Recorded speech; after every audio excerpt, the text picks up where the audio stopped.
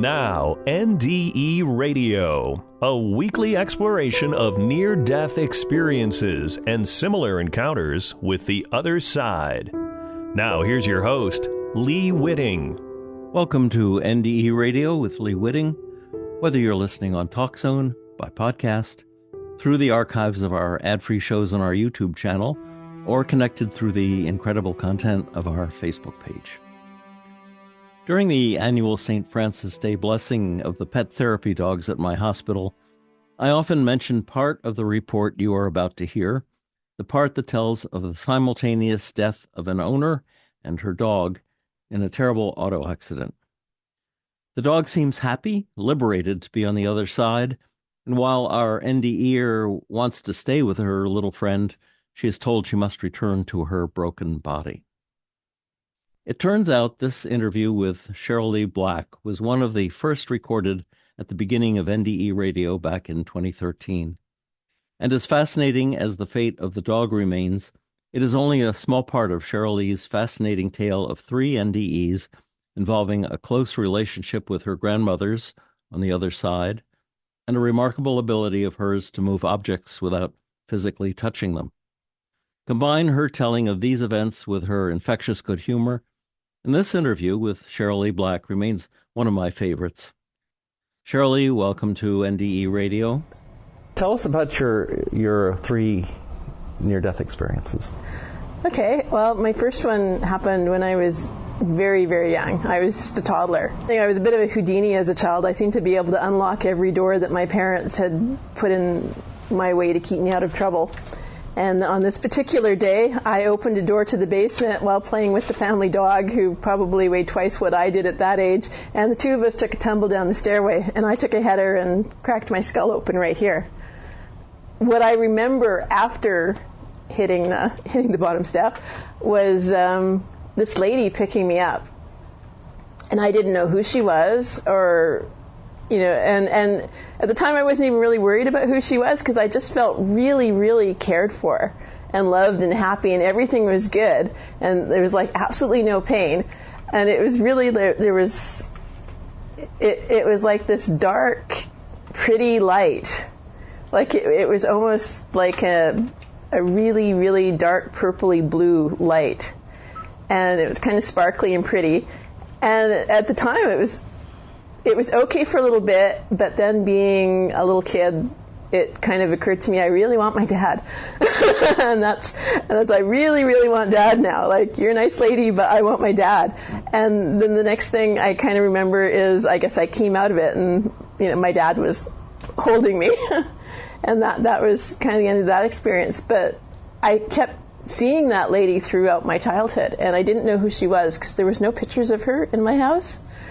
And it turned out that my grandmother on my mom's side had passed away just before I was born, and my middle name is actually named after her. And there were no pictures of her because my grandfather was still going through a terrible grieving process. He was twice my grandmother's age when they were married, and he had no expectations that he would outlive her. She died very suddenly and very tragically, and he almost didn't survive it. And so I'd never seen her, and yet as a child, she was like pretty much my first imaginary friend in a way. This lady that picked me up and made me feel safe and comforted when I took a header down the basement stairway and hurt myself. And and that was kind of an interesting thing that went along with it. Was my grandfather was actually terminally ill when I was little, diagnosed with terminal cancer, and he got cured. Really? And apparently after I was born, he spent a lot of time with me, and I think I actually used like words that I'd heard from her, and she spoke German. No one else in the family spoke German. My grandparents all spoke different first languages. And so I would use words that I'd heard her say, and he would recognize that. So he spent a lot of time with me. Like, he looked after me. He was retired, and my mom worked. So he used to babysit me quite a bit when I was very little. And we spent a lot of time together, and I would use these words. And whatever it was, like whether it was just the fact that he enjoyed spending time with his first granddaughter, or whether it was because he kind of knew that there was 3 of us that were hanging out together rather than just the 2 of us, he got better, and he lived quite a few more years after that. That's great. Yeah, and he was actually in a medical study because he had this complete remission from terminal cancer. Amazing. Yeah. Do you think he realized that? Did you talk to him about your imaginary friend at all? I probably did. I mean, I was a toddler. I was really little when he, he used to look after me before I was old enough to go full time in school. Like I had kindergarten until, the mornings, and he'd look after me in the afternoons. Do you suppose that he had an idea that your imaginary friend was his? I think so. Yeah, nice. I kind of think so. Like I said, because I would use phrases that, because they were German ones, that nobody else in the family would have used those words. Now, you got some gifts. Did they start with your first NDE? I think some of them certainly did. I mean, my parents both have stories of me telling them things that turned out to be true. My dad's favorite Christmas story is, I guess I was about 6 or 7, and my dad had told my older brothers that the Santa Claus topic was off limits. Do not tell her that there is no Santa Claus, kind of thing. Mm-hmm. That Santa Claus is real, and you better not ruin Christmas for your youngest sister here. And that was kind of the rule. And I was, and I was kind of getting to the point where my oldest brother is 5 years older, and he really, he was jaded and worldly, and he didn't really believe in that stuff. But he was trying his best to keep his mouth shut about that. And of course there's a Santa Claus, and this is what I'm going to get. And I described this tea set, and it was porcelain tea set that had blue flowers on it. And apparently I described this tea set in loving detail. And I'd written a note to Santa with my mom's help describing that this is like the one thing I really wanted for Christmas. And it was just, that was it. And I knew that I was going to get it. Like, I was absolutely convinced. My mom and dad looked everywhere for this tea set. They could not find it. All they wanted to do was get me that tea set, and they could not find it anywhere. And they didn't think the tea set existed. They just, it was about 2 weeks before Christmas, and they'd given up. And my dad had an office Christmas party. Mm-hmm. And at the office Christmas party, there was Santa there, and of course it was arranged that Santa would give each little kid a present. Well, I was absolutely convinced that Santa was going to give me my tea set, and my parents were just mortified that I was not going to get the tea set, because they had no idea what the presents were going to be at this. And I guess they had tried to explain to me that, well, he might not give it to you now, but it's still a couple weeks wait till it's really Christmas, so don't pin your hopes in this. And I was absolutely convinced I was getting my tea set, and that's what I got. So on Santa's knee, and it had the blue flowers on porcelain that I had described. And my dad said that for years after that, no one, the most skeptical child in the neighborhood, could not convince me that Santa was not real. And then my dad said that even he started to wonder if Santa was real. As opposed to premonition and clairvoyance. Well, of course, because nobody would know that. And right. I think my mother's favorite story was when I was about 5 years old. I really wanted drum lessons. I wanted to play drums. I was going to play drums. That was the only instrument I was interested in. And my mom wanted me to play piano first. And I don't really blame her. A 5-year-old playing drums is not... not what the neighbors want to hear. No, not what every parent wants. And particularly, a little girl playing drums. Nowadays it's more accepted, but back then it was unusual. And so my mom tried to talk me into piano. And I looked her in the eye, apparently, and said, I'm never going to make a living playing piano, but I will make a living as a drummer someday, so can't we just forego all this and let me play drums? And my mom, thought, okay, this is silly. She is not going to make a living as a professional drummer someday. And my mom brought up this story when I was 19 years old and playing drum as a professional drummer in a military band and going on tour with bands. And actually that was how I paid for all of my university education, was by playing drums. Wow. Yeah.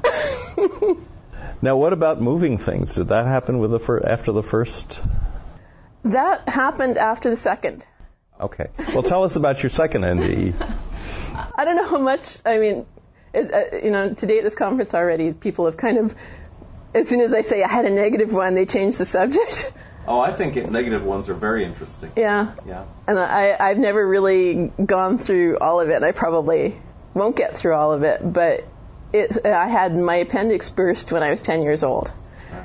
And my poor parents were, my parents both worked, and it was a Monday morning. I woke up with a tummy ache. I had been absolutely fine the day before. And of course, my brothers were both saying, she's faking it. She doesn't want to go to school today. And everyone was kind of like, yeah, this is kind of a mysterious stomach ache that just shows up half an hour before it's time to leave for school. Interesting. and so, I think that there was some doubt as to whether or not it was anything more than I don't really feel like going to school today. Yeah. But I got sicker and sicker, and in the end, my parents did take me to the doctors. Mm-hmm. And from the doctor's office, I was basically sent in an ambulance straight to the hospital because my appendix was in the process of bursting. And what I remember of that one was I remember leaving my body. And I remember when I was in my body, everything was very nightmarish already. And I guess when you've got that kind of poison going through your system, it does cause kind of hallucinations, and everything seemed monstrous and scary to me anyway. And I actually felt better when I was outside of my body. Like, that part was okay. But instead of, at the time, I remember there were people there, well, people like lights, people, spirits, entities. Yes, spirits, entities that wanted me to go a certain way. And I don't know, I guess at 10 years old I was already, that preteen miserable quality people, stage people go through. And I was like, no, I'm going to find Mom and Dad, And I found Mom and Dad arguing in the waiting room, and they were having a terrible argument. And I'd never seen them have an argument like that when I was, growing up, because they just didn't do that. Mm-hmm. And, and of course they were blaming each other for not getting me to the hospital sooner, and what if I die, and what, I mean, it was a really just gut-wrenching thing to see my parents having this kind of dispute and not knowing what was going to happen to me. And it was really, I think it was too adult for me to see. Yes. And it kind of made me feel like everything was on the line, and it was up to me to fix it. And I remember trying to communicate with them, and they couldn't see me, and that was really upsetting when you're a little kid and your parents aren't acknowledging you when you're trying to get their attention, and they couldn't figure out that I was there. And then things just kind of got more and more nightmarish from there, and I'm not going to get into all the details because some of it I'm just not up to talking about. Did you travel away from that scene into some other place? Kind of wandered around. I remember the spirit people wanted me to go to a certain place, and I was sure that if I went there that I wasn't coming back. And I seemed to have all this knowledge about what would happen if I didn't come back and what would happen if I did come back. And I was very, very sure that my parents would get divorced if I did not come back, that their marriage was not going to survive the death of their youngest child. So you had a premonition of alternative lives that they would have lived depending on your decision. Yeah, and I remember thinking about how it was going to affect my brothers and how it was going to affect my dad dying alone and lonely and heartbroken. And it was just... Now, were these fears, or were these actual visions that you were having? Actual, I knew. You knew. I knew. And the thing is, I saw other things that came true. Like, for many years, I kind of thought, okay, that was just a really bad nightmare. Because I didn't even know it was considered an NDE until recently. Because I didn't know there was such a thing as a distressing NDE. And I probably would have dismissed it as a nightmare, except that I saw other things that there have been milestones throughout my life that have come true, that I remember seeing on that timeline, including the car accident that led to my third NDE. Right before my third NDE, and I could feel it coming, I I got all my paperwork in order. I cleaned my house. I phoned my mom and told her I loved her. I did everything just in case I didn't come back from that one. Because I started to clue in that, all those things that I remember having, premonitions about, seemed to be happening. But one of my premonitions was that if I did come back, that my parents would stay together. Now, they just celebrated their 55th wedding anniversary. So they're still together and they're still doing good. Yeah. I wouldn't call that a bad NDE. I think that was you had a vision of the future, which obviously contained good and bad things. But there were other parts of the NDE, there's the premonition part, but there was also that feeling of being really, really lost, because I wasn't going to go with the spirit guides, and I was being a bad kid, I guess is how I kind of felt like, that, there was just a lot of things where I thought, part of it was I actually felt a little bit guilty because part of me kind of wanted to go with them. Did you have the feeling these were good spirit guides? Or some of them were ones I had seen, including my grandma. Oh, okay. So, I knew they were, but I knew I was just not going there. and I got lost, and I saw things that were nightmarish and scary. So there was also this idea that I saw a lot of very adult things, too, which were nightmarish and scary to me when I was 10 years old.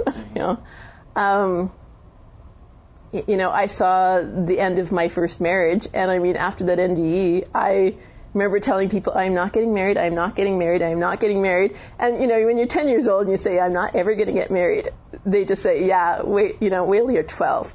Wait till you're 20, wait till you're 24.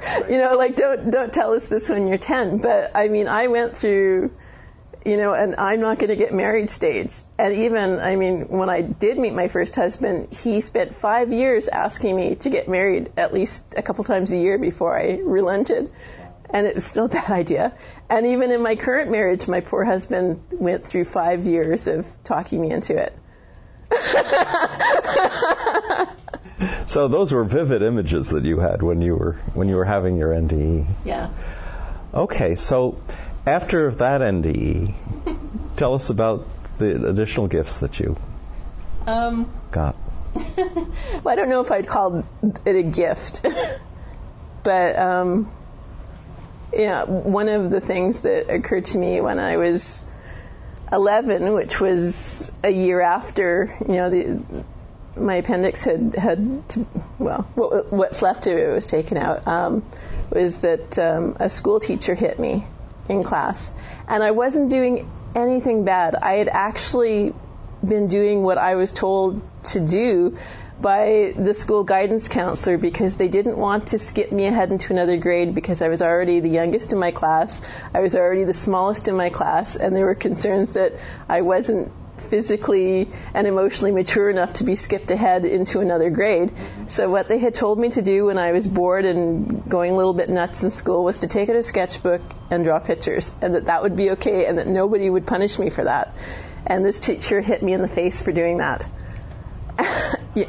And I felt really completely betrayed by this woman. And a book flew across the classroom and hit her, and in front of a room full of 10-year-olds or 11-year-olds, I guess. And of course, after that, all the adults would lie about it. I saw it, my classmates saw it, and suddenly all the adults were rewriting history and pretending that, I had done something really, really bad, but nobody would actually say what it was. The school actually wanted me to be put on antipsychotics and whatever else they could put me on to try and shut it down. They accused you of throwing the book? That was one of the stories. It was really, some of the stories really didn't make sense. That was one of the things that I found very difficult, was how do the adults believe that I had time to get up walk across the room, pick up a book, throw it at her, and then run back into my desk before she, and sit there like. What did your classmates say about it? Did they realize that wasn't the case? People stayed away from me. A lot of my classmates, some of them just kind of. Because they knew that something had happened they couldn't explain? They knew something had happened, and I think people kind of, when things like that happen, people forget, or they rationalize it away, or they just do whatever they have to do internally to not have to deal with it. And a lot of people basically just stayed away from me. It was really tough because up until that point in school, I had been a fairly popular little girl and had lots of friends, and I liked going to school. Like, school was fun. I learned things. It was interesting.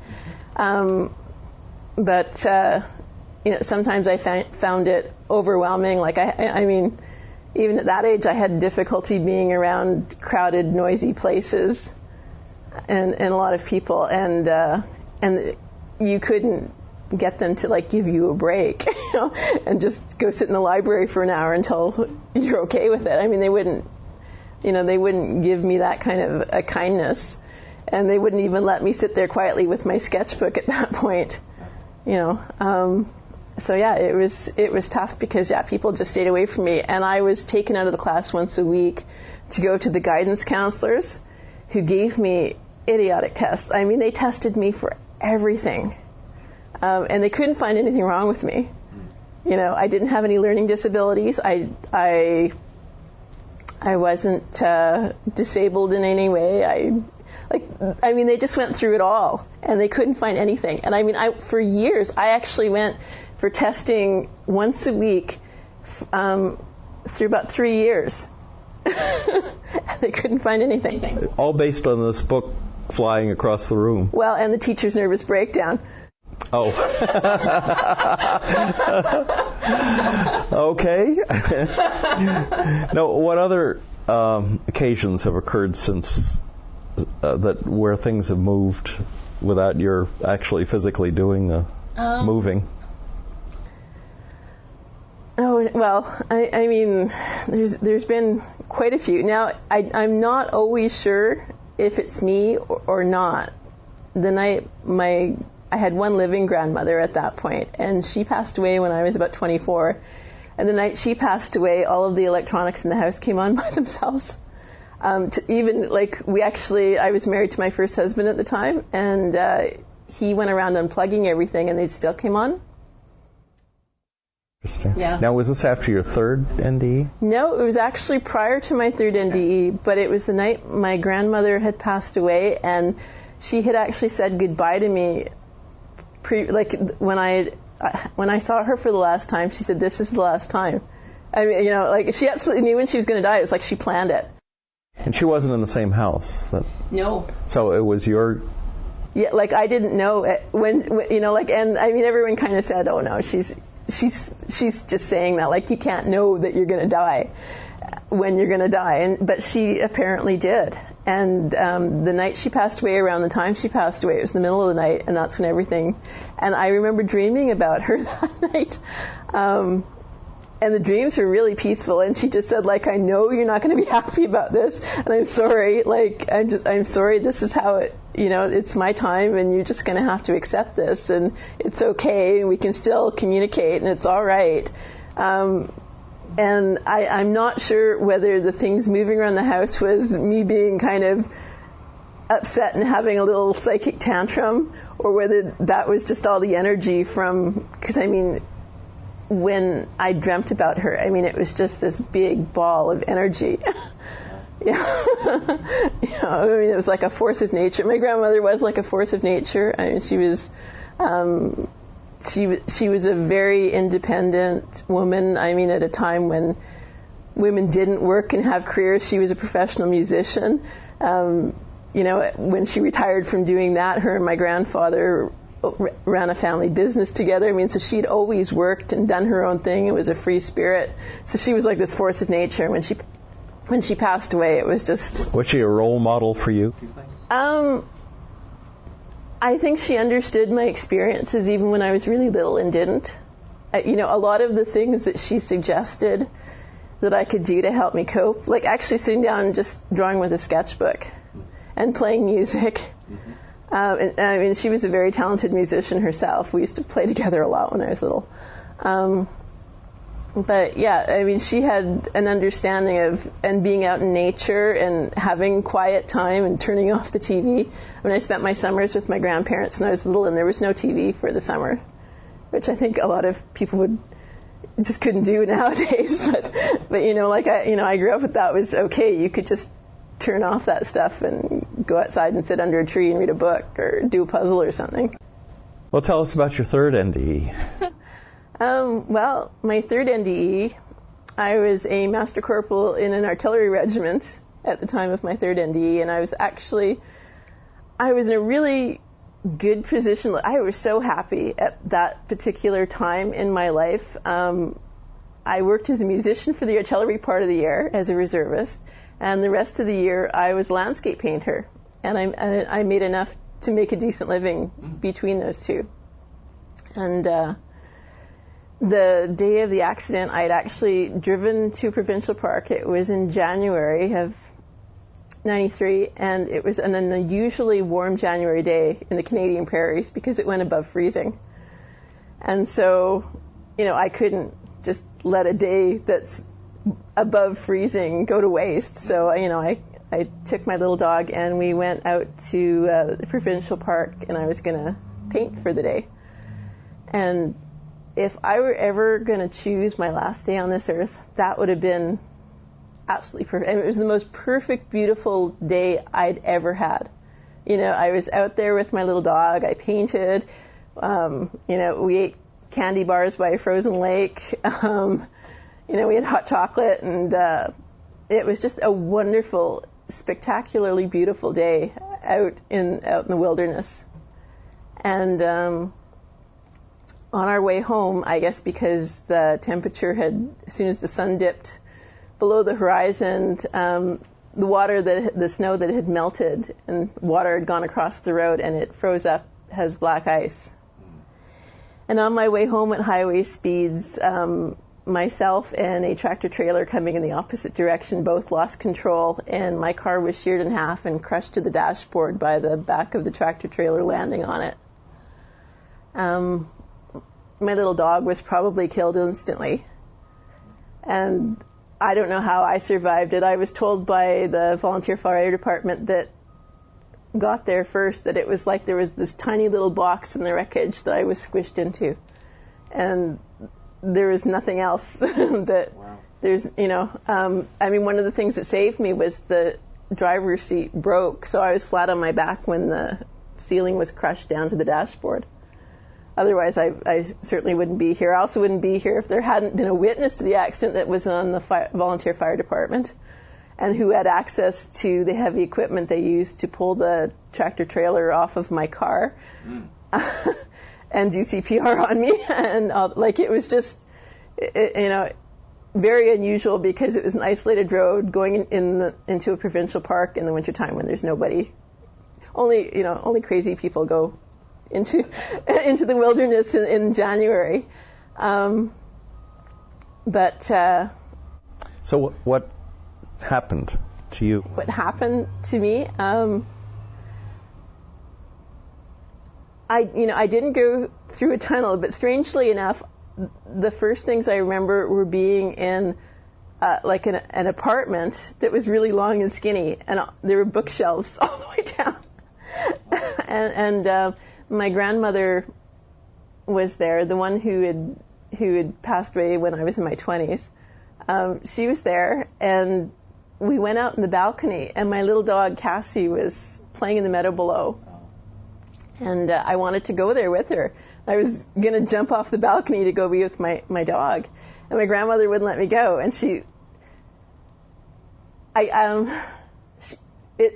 I guess to you I would describe it as she was hanging onto my hand, but I'm not really sure it was it's not like this kind of a hand. Yeah. It was kind of like being light and sort of having this idea of this image of myself too, but knowing that this isn't really me, the light bits are me. Even my dog, I mean, my dog was like light with an idea of herself as a dog, kind of.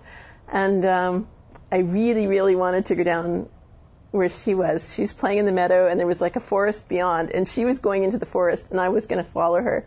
And my grandmother would not let me go. And I fought it, and I was going to go into that forest, and Grandma wouldn't let me. And she kept saying, I know that you don't understand this right now. And I didn't, because I didn't really remember what had happened and where what had led up to that. I just remembered being on this balcony with my grandma, and I was so happy to see Grandma, because I hadn't seen her and touched her like that in years. And she just kept saying, I'll get you through this. And I kept thinking, get me through what? This place is great. What are you talking about? Get me through this. And come on, Grandma, let's go down there and follow Cassie. and she kept saying, like, really, just remember this part, that, I'll get you through this. Like, it's okay, I'll get you through this. And, but she wouldn't let me go. And she kept telling me I needed to go back. And I said, well, go back to what? I don't want to go anywhere. I want to stay here. And she said, well, you're going to have to go back, but you don't have to go back right this minute, even though I was thinking, well, minutes don't really make sense. But she said, we can hang out here for a while. And we kind of went into that apartment and watched it get kind of dark as, the sun went down outside. Well, and I guess I should kind of say that when we were out on the balcony and everything felt really great, it was raining, but it wasn't raining like rain. It was just, there was these little drops that looked like raindrops of light, and they were touching my skin. And wherever they touched, they felt like warm, and they were like happy raindrops. And everything, there was a sense that everything had this consciousness, that everything was intelligent and had emotions. And so you knew how the flowers were feeling, and you knew how the light was feeling, and how it was responding. And it was just really happy, like, yay, I exist.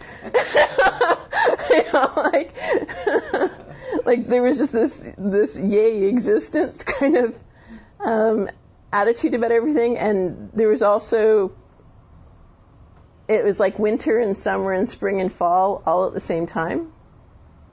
And so, I mean, you'd see like bunnies that were white and bunnies that were brown, and flowers and snow. From the balcony?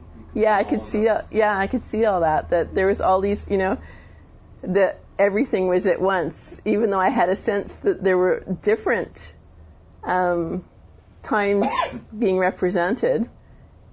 There was all, like, it was kind of like, how now can be like now this instant, but if you really think about it, it's always now.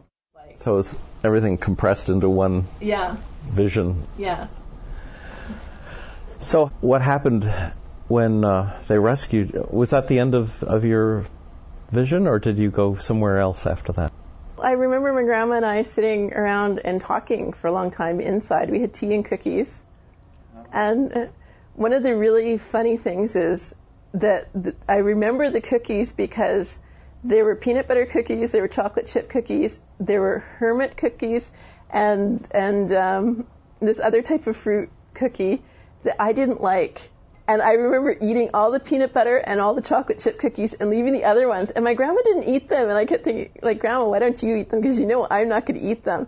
And she kept saying, well, we'll just wait till you'll want them later. And I'm like, no, I won't. I don't eat those kind of cookies. But it's funny because in the years since then, those are my favorite types now. So I have this image now that the next time I go back, the cookies I like best will be waiting there for me.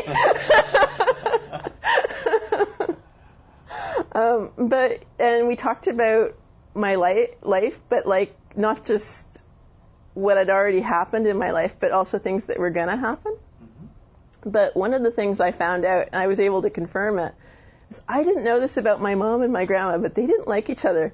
before my parents were married. That is my dad's mother, and they're so much alike. And I guess as a little kid, it was hard, like Mom and Grandma were just cut from the same.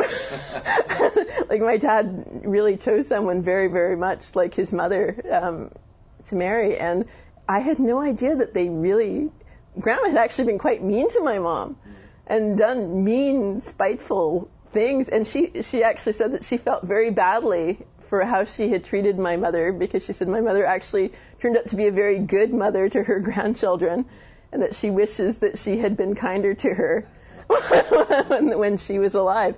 And I went and I asked my mom about some of the things that my grandma had told me about, and my mom confirmed it. But when you're little, you're oblivious to what the adults, and how people are getting along. You just assume everybody loves Grandma. So after tea and cookies, how did you? Was there something between that and your being back in your body? There was a lot of information in that thing. Like I said, I saw things that were going to happen, and things that have actually happened to me since then that I remember seeing. But good and bad? Yeah, both. Yeah, yeah. Like I saw,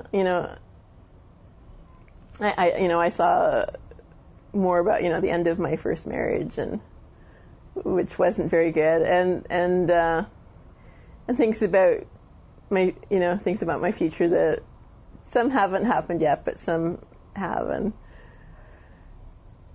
at the time, I really wasn't sure what to think about it all. I remember her telling me, though, that when I got back, there would be a sign from her that this really happened. And one of the things that was interesting was when I had gone painting in the park, I had a set of paintbrushes that she had given me. Now, almost everything was destroyed in my car. My car was ripped in half, and there was very little left. I mean, I had a steel metal thermos of hot chocolate that was just crumpled up like a wrapper. The car was unrecognizable. It was in pieces, and somebody had found my backpack in the wreckage, and it was even shredded. But inside the backpack, these watercolor brushes that my grandmother had given me were absolutely pristine. They were the one thing that survived the car accident. Yeah, so that was kind of interesting. But I did not want to come back.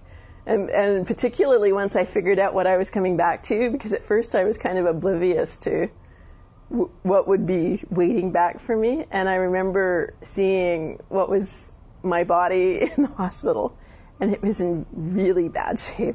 I mean, it was all purple and swollen. It didn't look like me at all. And I remember thinking, there's no way I'm going to fit in there. That was my biggest concern, is I'm not going to fit. Your soul was not going to fit in your body. Were there serious injuries? I mean, were you at broken bones or damaged organs or anything like that? I was unconscious for days after the accident. So I had a severe head injury. They originally weren't sure if I was actually going to keep this arm. I had really, really bad. I mean, when my car was ripped in half, it was ripped in half right between the driver's side and the passenger side. So I had a lot of injuries along my right-hand side. My knee was, like, my leg had to be stuck back together by an orthopedic surgeon. I needed extensive plastic surgery, and like most of the skin was ripped off this side of my face. Did a beautiful job. I have a fractured bit here. My jaw was knocked out of place. I had a big gash here. I mean, originally they were not expecting me to live. Then they weren't expecting me to have any hearing in this ear, and they were pretty sure I would lose the sight in this eye. They thought the brain damage would probably be pretty extensive. I mean, my first husband was told, like, he was in the Army at the time, and he was expecting to come and identify the body. They weren't expecting me to still be there when he got there. Yeah, it was really hard on him. And then when I first woke up, I guess to get back in the body, my grandmother pushed me. Just I did not go willingly. I distinctly remember being pushed, and I distinctly remember thinking, Grandma, how could my grandma do that? Grandma, how cruel you are. I had a difficult time thinking that my grandma would do something like that. It just wasn't my image of her at all. Yeah, so when I was there, I think one of the first things I remember was the firemen who had gotten me out of the wreckage. They had come to the hospital with a teddy bear for me. And when I first woke up, the idea that place is more real than this place, you really notice it when you first come back. Because when I woke up, I thought it was just all a dream. I remember these 3 hazy-looking firemen, and the first thing I thought was, I must be dreaming. But if I'm dreaming about firemen, why am I not dreaming about my brother who's a fireman? Because it seemed to me if I was going to dream about firemen, that would be like the one fireman that I know. Why isn't he there? And not only that, but why are they holding this teddy bear and shaking it in front of me? I'm a grown woman, but my eyes had been swollen shut, and originally the doctors were concerned that because of all the glass from the windshield that I might not have eyesight, particularly in this eye. And so, but they couldn't see anything because my face was just purple and everything was swollen shut. There was no way for me to open my eyes. And so when the swelling had gone down, and the first thing that I remember when I could open my eyes was a bunch of firemen with a teddy bear talking to me like I was a baby because they wanted me to open my eyes because they were just so thrilled to see that I actually had survived and that the person they'd rescued was actually alive and recognizing them in some way. How long did it take you to recover? Surprisingly, not anywhere near as long as the doctors thought it would. I made a tremendously quick recovery. Now, I had to have a lot of surgery on the leg, but I was actually on parade, doing a change of command parade. It was in January of the accident. I was doing a change of command parade, playing drums in a pipe band by June. Yeah. Now, I couldn't walk upstairs. It took me, there were things I couldn't do, and actually I did that parade, and afterwards I was walking on crutches again. I kind of went back and forth. I couldn't walk for very far. But, I was, that August I flew to Vancouver and played in the Seafest parade. Yeah. So what gifts did you find you had after this third NDE? I would say after the third NDE, it was more a reminder of all those gifts that I'd kind of pushed aside and forgotten about as I was getting older. Because as a child, I kind of knew they were there, and in fact, I assumed everybody did, that everybody had them. I didn't know. I thought it was an adult conspiracy that people just didn't talk about these things, kind of like sex. That, it was just one of those things that in polite company you don't talk about. And of course, because I'd had trouble in school because of it, I'd learned to keep it very, very quiet. And as I got older, I was probably in my late teens when I realized that other people didn't see colored lights around people. And I cried for everybody who couldn't. I really felt, very, very sad that other people don't see what I see. It took me a long time to get used to the fact that you don't see lights, you see flesh, and so for a long time I just kind of pushed it aside. And even though I had some, occasionally there'd be a bit of poltergeist activity, and I would just rationalize it away as, those things happen, it's no big deal, and I'm just going to ignore it now and not ever talk about it.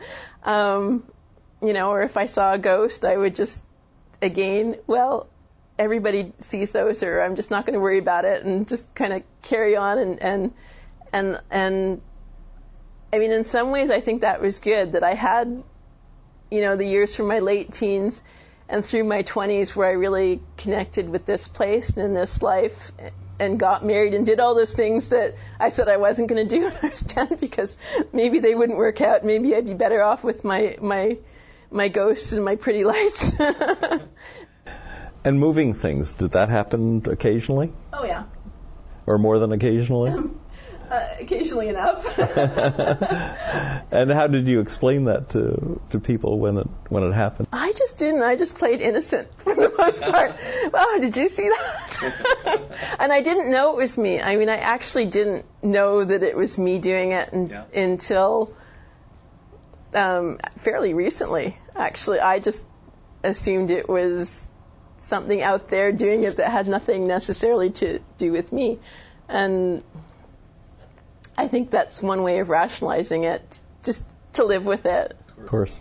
You know, well, you mentioned the vegetables flying at your husband. Yeah, when he told a bad joke in the grocery store and some greenery flung itself at him. That's a wonderful story. So how does he deal with this? Does he find it interesting or funny or just more a part of you? When we were first dating, I explained to him that I saw lights around things. I figured that, to be fair to when I was dating, that I had to at least come clean a little bit. And so I remember explaining to him that because it was really his lights that attracted me to him. Like, he was like the brightest light in the room. I mean, there was an attraction there that it was like this beacon, a lighthouse that attracted me to him. And so, of course, when you put it that way, it sounds very cute. Well, romantic. Yeah. It sounds very romantic. It sounds harmless and romantic. Mystically romantic. But it's harmless and new agey and cute. And he was fine with that. But certainly it's been a challenge for him that when things move, because he comes from a hard science background and he wasn't raised to believe in things like that. Possible. But, even now, I mean, he's more open to the science of it, that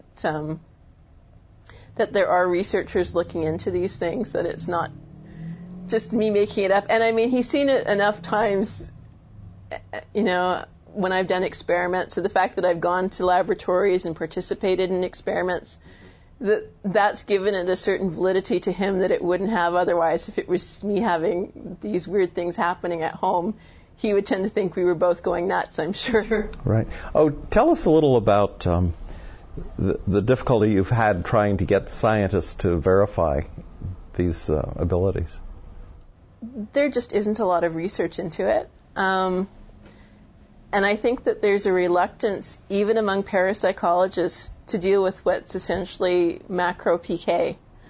And I mean, this is something that's actually been documented and written about. Charles Tart wrote a paper back in the 70s about the fear of psi and how even parapsychologists are paralyzed in some ways by a fear of what they even want to study. And he says one of the ways it shows up is in these parapsychological research projects that produce just barely significant levels of very, very small effects.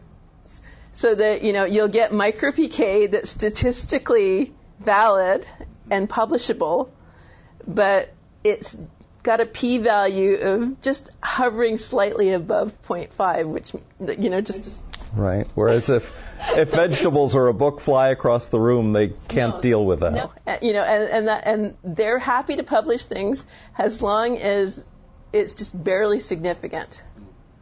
If it's extremely significant, then they think that there must be fraud or cheating or something going on, or they just don't want to look at it. And so when I've actually, hoped to become involved with researchers, a lot of them have just backed away from it. Yeah. There's been a few exceptions. I did some work with Bill Roll when he was still alive, and he had me at Michael Persinger's lab at Laurentian University. And we did some work there, and I've been to the Rhine Research Center and done some very preliminary work there. But, and I understand that part of the issue is funding and a lack of people doing research, but there's also A lack of courage, perhaps, Yes, as well. There's also a lack of courage that, people kind of push it to the side and go, yeah, that might be a really interesting area, but we're just not going to go there right now. And that's kind of where it stays. And I might not be, 5 years from now interested in doing a research project, Well, perhaps this interview will stimulate some people to give you a call and actually do some research, which clearly should be done. I think it's fascinating. Well, and as far as NDEs go, I was really shocked to meet other NDEs who've had poltergeist, occurrences in their own lives after their NDEs, and they didn't realize that it was something that's actually not uncommon with us. My thanks again to Cherylee Black for sharing her fascinating story. If listeners would like to hear this show again or any of our more than 500 archived ad-free NDE interviews, go to TalkZone's NDE Radio site and hit the Past Shows button, or go to our YouTube channel, NDE Radio with Lee Witting, where you can subscribe to and comment on the complete NDE Radio library. And be sure to check out our NDE Radio Facebook page. Just search NDE Radio with Lee Witting on your Facebook app. And listen next Monday, 11 a.m. Eastern at TalkZone for more NDE Radio.